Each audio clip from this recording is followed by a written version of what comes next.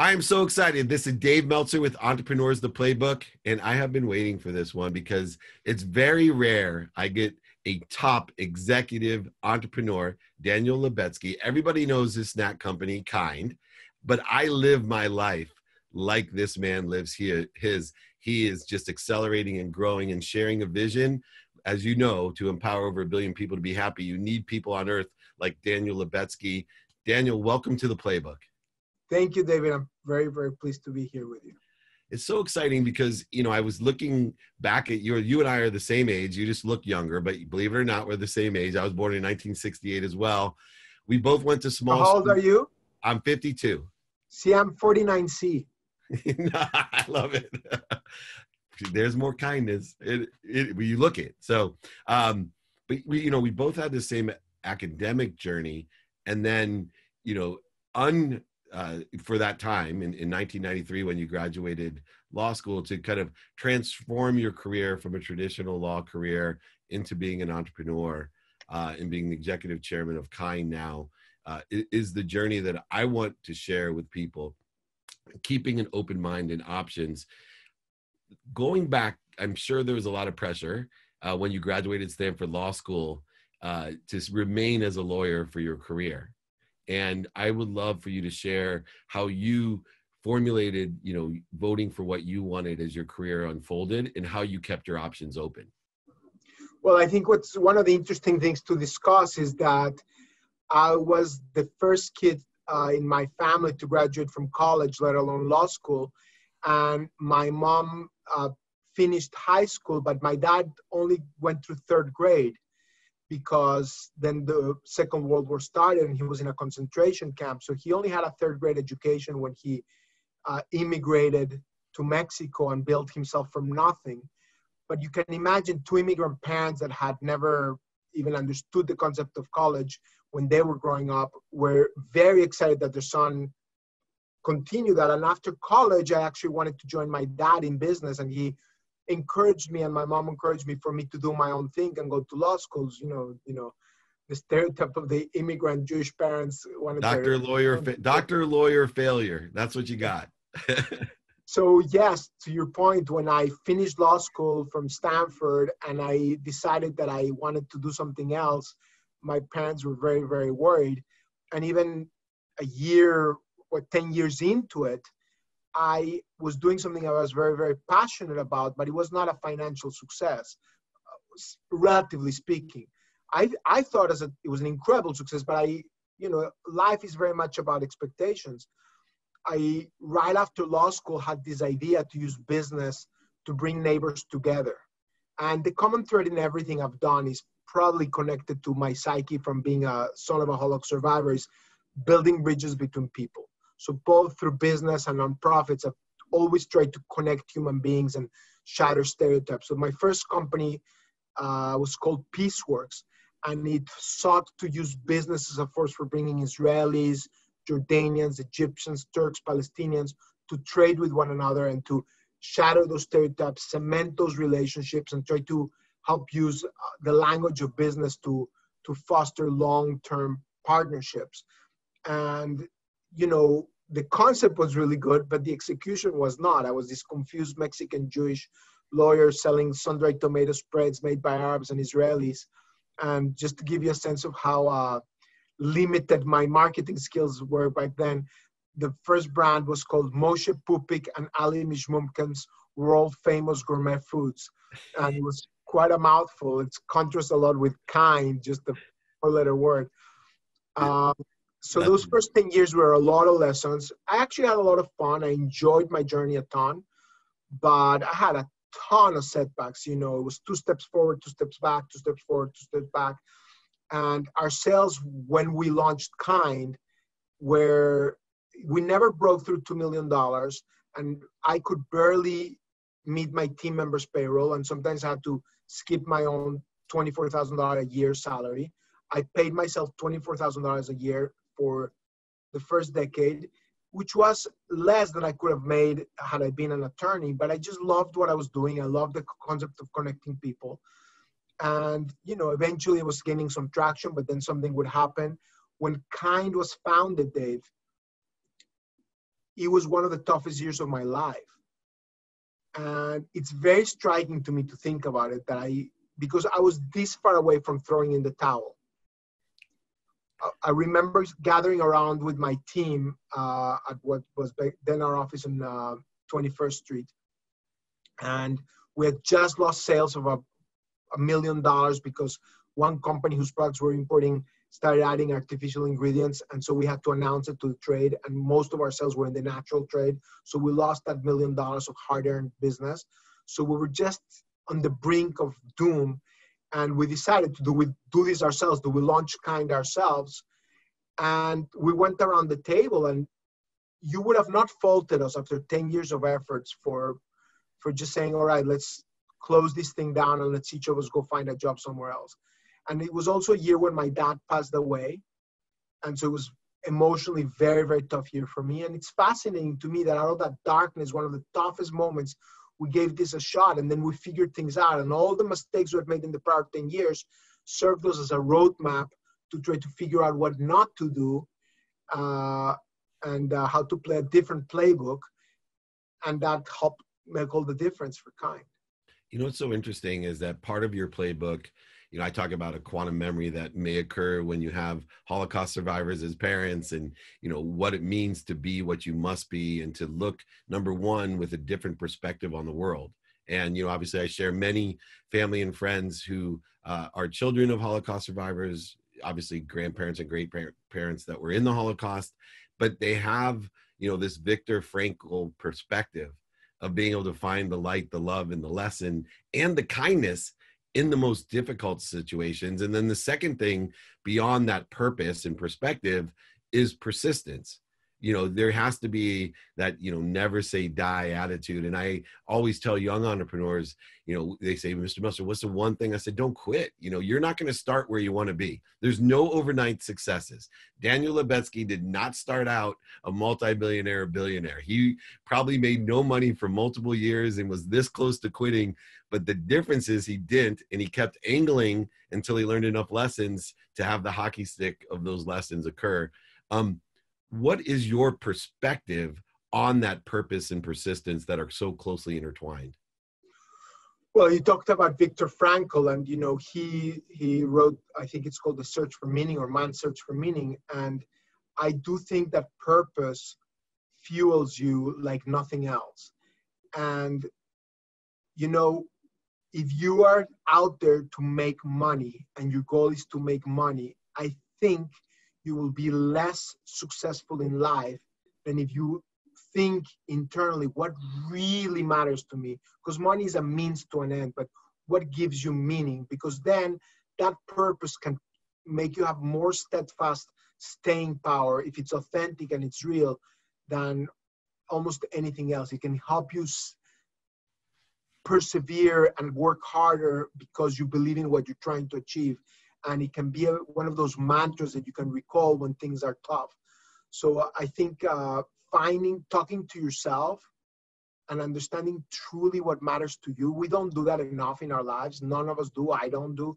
You know, with all these devices and all these stimulations, we're just so busy responding to the emails and the tweets and the texts and the stuff that we don't take enough time to really understand ourselves. And it's also uncomfortable sometimes because these are tough questions, but you need to break out and take those long walks and find the time for you to really understand what really fuels you and what you really care about. What do you want to do in this world? What do you want to leave behind you? And I think that can help you a lot. And you bring up a really important transition that I think people get confused with purpose and what they call their why. What you kept repeating was what. And what I suggest people do is to take inventory every day of your own values, personal, experiential, giving, and receiving. Because I think the formula that works for everyone is, number one, if you know your values every day, and don't be afraid of being a hypocrite and changing and growing and accelerating and learning from yourself and saying, I didn't know what I didn't know yesterday. I'm a different person with different values today. But the formula really isn't, don't start with your why. I say, start with what you want according to your values, then apply the purpose or meaning to the what. And then this is where money ties in. And I think I love your perspective on it. I think it's okay. Money, you can see behind me, money doesn't buy happiness or love, but it's really important to me because after I know my what and my why, I need to know what do I need to receive in order to execute on that. And I think that last step, people are afraid to ask, or they're very good at giving. You know, and we're both kindness people. You branded yourself completely kindness. My favorite saying is be kind to your future self, do good deeds. And I'm going to start using the kind logo in my Be Kind, give some extra promotion. But think about it. Most people don't even think of their what. They immediately say, my why is to help all these people in Africa or whatever it may be. But they forget the two most important parts. What do you actually want to do to do that? And two, what do you need in order to do that? And it's okay to receive that if that's your purpose. How do you intertwine the what, the why, and the receiving end? And where did those challenges or lessons reside for you? Well, first of all, I completely agree with you that even though money is not what fuels me, I am very, very focused on executing well and kind. We, in our values, if you go look at our posters, I can maybe show you later, we talk about kind and hungry values. So the kind values are a team spirit, about we, not me, you know, thinking about each other, working together. And I'll talk about that more in a second. But the hungry is also very, very important. And it means be resourceful, be entrepreneurial, have an ownership spirit and mentality. And you do need to make sure that you have effectiveness and profitability and cash flow positive and really benchmark your effectiveness, because otherwise nothing's going to matter if you don't have a sustainable business. You cannot have an impact if you're not building something that's going to last. So I definitely am about accountability and about performance. For me, what I like to push even further in your conversation from the why and the what is also the how. Because the journey is as important as the destination. And why I'm doing it is important, where I'm heading is important, but how I get there, for me, I've been thinking about this topic a lot the last couple of years. Like, that journey is as important, if not more important, because every single day how you treat other human beings around you, every single day how you treat yourself, to your point, and your family. And again, recognizing that we're all imperfect. We all sometimes lose our temper. We all, like, believe me, I work every day to, I should have been more patient with my team member or with my son. But so I'm not trying to sound like I'm the kind guy. Kind is in honor to my father, because it's about how he saw the world, how there's a quote here that I use in my office, that it says, in a place where there's no humanity, strive thou to be human, from Hillel, who was a rabbi in the 15th century or something. And for me, it reminds me of my father, how he survived the Holocaust, and in spite of all that darkness, he remembered that he kindness of others. And so kind is about doing the kind thing for your body by eating nutritionally dense foods, and to your taste buds by being delicious, but much most important, in honor to my dad, because of being kind to the world. And all of us recognizing that we're, as far as we know, we're only putting this place for this thing. Maybe there's something after, but how do we want to make this a better world? And my dad had this personality where he was living on borrowed time, because he felt that after surviving the Holocaust, the rest was just, at least a bonus, like you said. And so he spent his time trying to make people happy. And so if he was in a dinner table and the waiter or waitress was in a bad mood, he would start telling them jokes till they would crack a smile. And he just, treated everybody with dignity and kindness and as equals. And so that's very much what it inspired. But going back to your question about the why and the where, for me, the how we get there, because if we're every single day living the how with integrity and respect and authenticity and with best intentions, you've already made it. You've already won, because if every single day you're living the way you aspire to live with respect, whether you build this or that, your journey will give you so much satisfaction. So that purpose connects to the how. If you know where you're trying to head and how you're trying to get there, you have far more likelihood of having that financial success, but you certainly have more likelihood of finding that fulfillment. And that's a great illustration of one of my favorite lessons of enjoying every day, the consistent, without quit, persistent pursuit of your own potential, right? And I will tell you this, from the description of your father, he would be someone that I would like to have on my team. My life's mission is to empower over 1 billion people to be happy. And I don't know what in my life has shifted or changed to allow me to even hit the realm of your father's perspective of what he had to endure in order to shift his paradigm in such a direction. So it really inspires me to think, wow, you know, what I'm doing, other people share somehow inherently in their being. Last question real quick. As you know, kindness is truly not only the theme of your company, of you, your family, but my family and my mission as well. I think it's the simplest way to change the world. If we just, every situation would look upon with kindness, like the waitress that's having a bad day or, you know, some difficulty or challenge, kindness is a cure. What are your tips for people to be kind? David, since you said this last question, can I answer that, but also share another thought that Anything, I have? yeah, as much as you want. I was being respectful of your time. You can stay all day with me. So, you know, I think we're living in an age and in a day where a lot of us are very judgmental. There's so much pressure. There's so much tension on all of us as human beings. And I think the most important thing that I'm trying really hard to do is to try to put myself in other people's shoes and try to not judge unless I have really walked through those shoes, which, you know, by definition, we haven't, because we haven't lived other people's lives. We don't know where they're coming from. So our entire society, whether you're blue or red, whether you're, you know, urban or suburban, or we need to, all of us, be a little bit more empathetic. We need to understand that 99% or maybe 90% of the population are people that mean well and that are good human beings, and just give people the benefit of the doubt, assume best intentions, try to be forgiving, try to be less judgmental. It's not easy, because sometimes you see stuff in the news that drives you nuts, like, this is horrible. And we're living through a time where there's just so much polarization and division. So it's very hard for us to see the other side, particularly when you see things that are really, really, really wrong. All the more important for us to try to just recognize there might be another side to the coin, and that we need to be more critical thinkers, more critical listeners, more empathetic in our conversations with, particularly those that we disagree with, because we're going to achieve more. Forget about being nice to the other side. We're going to be more successful if we're better to understand them. We might bring them along our way more.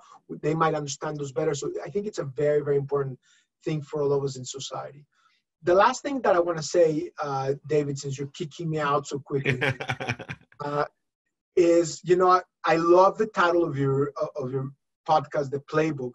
I think we need to also think about the toolkit, because the playbook, which, you know, I certainly learned what people shouldn't do, and when I did kind, following certain things helped me a lot. But in the age of COVID, where so many rules are being thrown out, we need to try to think about how to focus more on the toolkit than on the playbook. And what do I mean by that?